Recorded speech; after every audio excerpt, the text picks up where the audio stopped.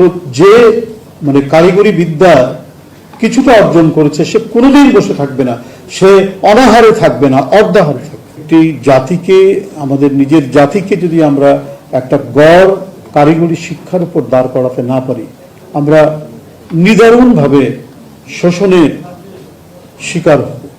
সেই শোষণটা শুধু দেশের মানে ধনী লোকরা গরিব লোককে শোষণ না, আন্তর্জাতিকভাবেও শোষণের শিকার হবে।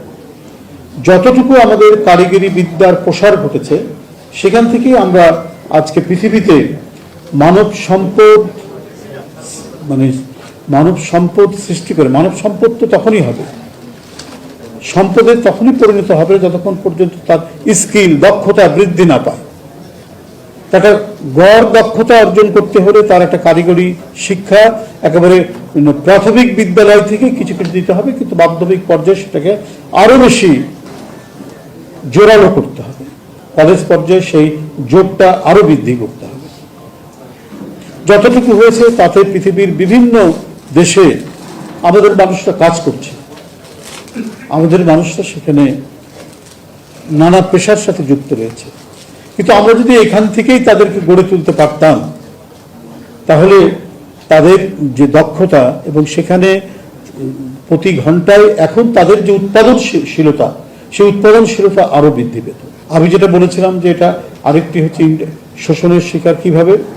ধরুন গ্রামের একটি মেয়ে, সে প্রাইমারি স্কুলেও যেতে পারেনি, তার বাবা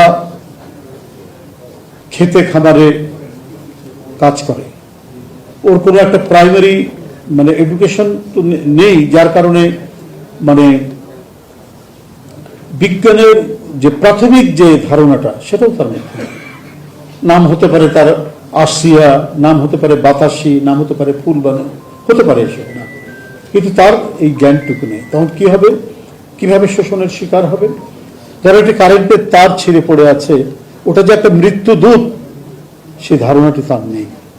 কমপক্ষে তার বাপ যদি একটা ইলেকট্রিশিয়ান হতো, তাহলে পরিবারের মধ্যে সে আলোচনা করতো যে যদি একটা ইলেকট্রিক তার ছিঁড়ে পড়ে আর সেখানে যদি বিদ্যুৎ প্রবাহমান থাকে, তাহলে ওটা একটা মৃত্যুদূত, বাবা তুই ওই তারে হাত দিবি না, একটা তার ছিঁড়ে পড়লে চট করে গিয়ে হাত দিবি না। কিন্তু যে পরিবারের মধ্যে এই সামান্যটুকু বিজ্ঞানের এই জ্ঞানটুকু নাই, তার এই ভুল হতে পারে, এই ভুলটাই হতে পারে ভয়ঙ্কর মৃত্যুর কারণ।